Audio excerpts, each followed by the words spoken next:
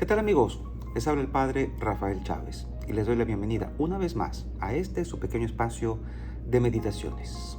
Hoy la Iglesia nos invita a celebrar la memoria de San Antonio Abad. Estamos a martes 17 de enero, segunda semana del tiempo ordinario.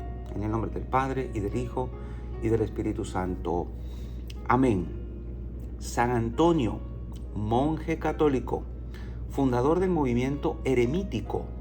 El relato de su vida, transmitido principalmente por la obra de San Atanasio, presenta la figura de un hombre que desarrolla gradualmente santidad y lo convierte en modelo de piedad cristiana. Tiene un referente principal del ascetismo espiritual y contemplativo católico. También es recordado con veneración incluso en el calendario de santos luterano. El relato de su vida tiene elementos históricos y otros de carácter legendario, o sea, no han sido comprobados. Pero se sabe que abandonó sus bienes para llevar una forma de vida ermitaña y que atendía a varias comunidades monacales en Egipto, permaneciendo eremita.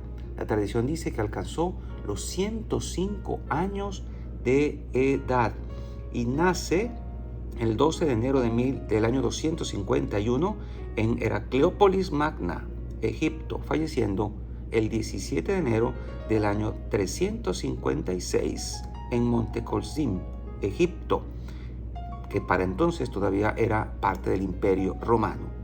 Tenía 105 años de edad. Y bien, la liturgia de este día nos presenta la continuación o seguir leyendo la carta a los Hebreos, capítulo 6, versículos del 10 al 20. Hermanos, Dios no es injusto para olvidar los trabajos de ustedes y el amor que le han mostrado al servir a sus hermanos en la fe, como lo siguen haciendo hasta hoy. Deseamos, sin embargo, que todos y cada uno de ustedes mantengan hasta el fin el mismo fervor y diligencia para alcanzar la plenitud de su esperanza. Así, lejos de volverse negligentes, serán ustedes imitadores de aquellos que por la fe y paciencia heredan lo prometido por Dios. En efecto, cuando Dios hizo la promesa a Abraham, como no había nada superior por lo cual jurar, juró por sí mismo, diciendo: te colmaré de bendiciones y te daré una descendencia innumerable. Por este motivo, Abraham perseveró en la paciencia y alcanzó lo prometido por Dios. Cuando los hombres juran, lo hacen por alguien superior a ellos. El juramento pone fin a toda discusión.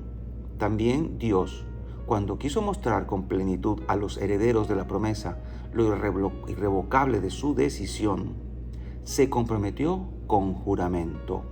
Así pues, mediante estos dos actos irrevocables, promesa y juramento, en los cuales Dios no puede mentir, tenemos un consuelo poderoso, los que buscamos un refugio en la esperanza de lo prometido. Esta esperanza nos mantiene firmes y seguros porque está anclada en el interior del santuario, ahí donde Jesús entró precediéndonos, constituido como sumo sacerdote, como Melquisedec. Palabra de Dios, te alabamos, Señor. Salmo 110. El Señor se recuerda siempre de su alianza. Quiero alabar a Dios de corazón. En las reuniones de los justos, grandiosas son las obras del Señor y para todo fiel dignos de estudio. El Señor se recuerda siempre de su alianza. Ha hecho inolvidables sus prodigios. El Señor es piadoso y es clemente. Acordándose siempre de su alianza, Él la da a comer al que lo teme. El Señor se recuerda siempre de su alianza. Él redimió a su pueblo y estableció su alianza para siempre. Dios es santo y terrible, y su gloria perdura eternamente. El Señor se recuerda siempre de su alianza. Y el Evangelio de hoy está tomado de Marcos, capítulo 2, versículos del 23 al 28. Un sábado, Jesús iba caminando entre los sembrados y sus discípulos comenzaron a arrancar espigas al pasar. Entonces los fariseos le preguntaron: ¿por qué hacen tus discípulos algo que no está permitido hacer en sábado? Les respondió: ¿no han leído al caso lo que hizo David una vez que tuvo necesidad y padecían hambre él y sus compañeros? Entró en la casa de Dios en tiempos del sumo sacerdote Abiatar, comió de los panes sagrados que solo podían comer los sacerdotes y les dio también a sus compañeros. Luego añadió Jesús: el sábado se hizo para el hombre y no el hombre para el sábado. Y el Hijo del Hombre también es dueño del sábado. Palabra del Señor. Gloria a ti, Señor Jesús.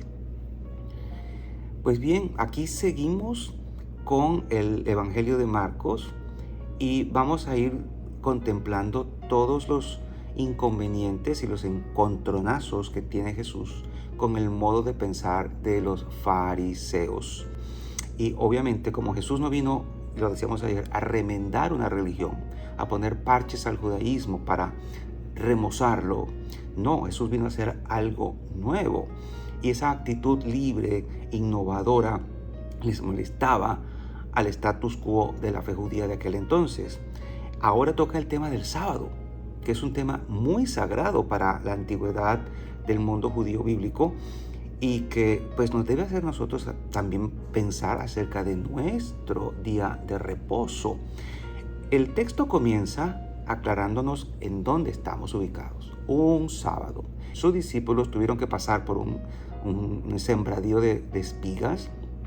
Ellos dicen que las arrancan, se supone que para comer. Pero los judíos no tenían permitido eso. Recordemos que para tiempo de Jesús, el judío normal tenía que cumplir tantas disposiciones y leyes que se había convertido en una carga insoportable. Había más de 600 mandamientos, la mayoría de ellos obviamente puros inventos humanos. Y cumplirlos todos era algo casi imposible. Algo tan hermoso como el día de reposo se había convertido en algo insoportable. Estaban medidas muchísimas cosas, unas que se podían hacer, otras que no. Eran más los no que los sí. Y con tantas leyes y minuciosos puntos que tomar en cuenta, el sábado se había convertido en algo contra el ser humano. Se habían apartado del sentido profundo de la ley, especialmente de la ley del sábado. Nos sería muy bien recordar el origen de este mandato y cómo Dios lo creó, de qué manera se le ocurrió. Recordemos que en el relato del Génesis, en el capítulo 2, aparece este episodio, ¿no? Y se le dedica, si mal no recuerdo, 4 versículos en el capítulo 20 del Éxodo, capítulo 20, donde Dios dice claramente su ley, su deseo, su querer acerca del sábado. Y es interesante ver cómo Dios, que no puede cansarse, el día del sábado lo crea precisamente para reposo, dice el texto. Pero nosotros, cuando entendemos reposo, parece que nos dijeran no hagas nada. El origen del sábado tiene una connotación muy humana, pero sobre todo una connotación contemplativa. Hoy que es día de San Antonio Abad, una dimensión contemplativa. ¿Por qué Dios crea un día para no hacer nada? No es no hacer nada. Cada vez que pasa un día en la creación, el relato termina diciendo: y vio Dios que era bueno. Cuando creó al hombre, dice: vio a Dios que era muy bueno, poniendo al hombre por encima de sus obras de la creación. Y cuando llega el día de reposo, Dios contempla lo que ha hecho. Entonces, ese día de reposo es un día para recrearnos en lo que ya hemos hecho y contemplar lo que hemos hecho. Yo estoy seguro que Dios, estoy elucubrando, se puso a regocijarse en lo que había hecho bien. Todo estaba bien hecho.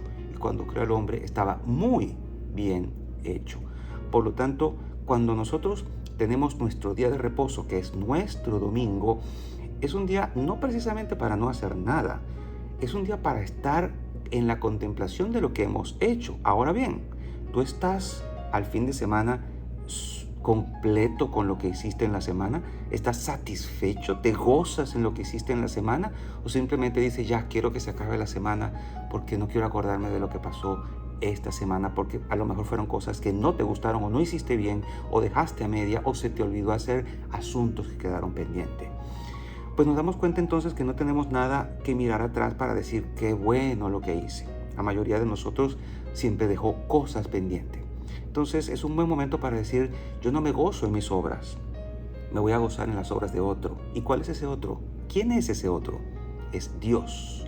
Por eso el día de reposo, la mejor manera de gastarlo es yendo a donde se reúne la comunidad, a gozarme en las obras de Dios, a gozarme en su salvación que me ha ganado al enviarme a su Hijo para que muriera por mí y darme la posibilidad de entrar al reino de los cielos, el perdón de los pecados. Yo me gozaré en ese momento. El día de ayer, cuando hablábamos del ayuno, también es interesante ver cómo Jesús dice, no pueden hacer ayuno los amigos del esposo porque están con el esposo. O sea, es la dimensión gozosa de la fe. Hoy también pasa algo parecido con esto.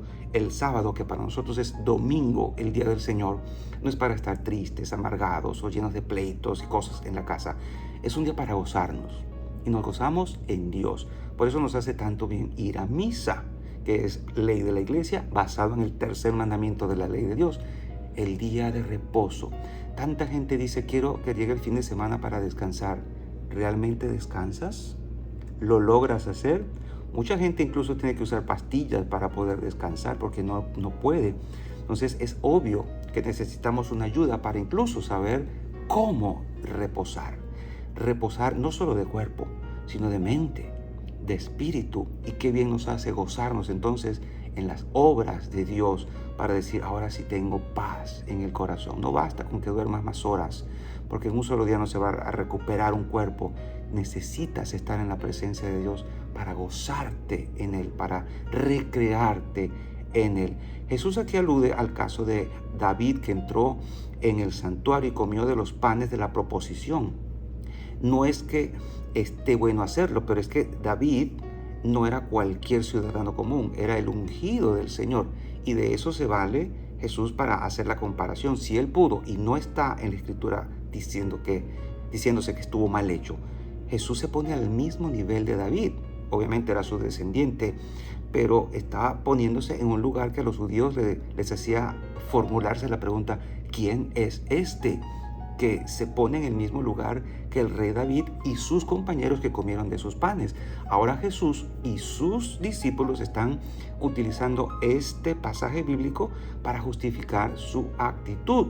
Jesús está a la par allí, se está poniendo al mismo nivel de David, y al final, cuando dice que el sábado se hizo para el hombre, no el hombre para el sábado, Jesús termina diciendo con esta frase lapidaria, el Hijo del Hombre también es dueño del sábado, o sea, es dueño de todos los días. A Él le debemos servir todos los días, pero obviamente también se pone como que he aquí el que dio la orden de que el sábado se respetara, y Él puede también hacer una contraorden en ese caso. Es Dios el que está haciendo lo que debe hacerse en este momento muy en particular. Dios que creó la ley, Dios se mete entre nosotros para darle el pleno y verdadero sentido a la ley. Preguntémonos hoy simplemente, ¿cómo paso yo mi domingo? ¿Cómo invierto mi domingo? ¿Lo utilizo para lo que debo usarlo? ¿O aún así pienso que no descanso? Pues si ese es el caso, recuerda que Dios te está esperando siempre para que junto a la comunidad te goces en su obra salvadora. Y la bendición de Dios Todopoderoso, Padre, Hijo y Espíritu Santo, descienda sobre cada uno de ustedes y les acompañe siempre. Y seguiremos en contacto, si Dios lo permite, a través de este canal. Chao, chao.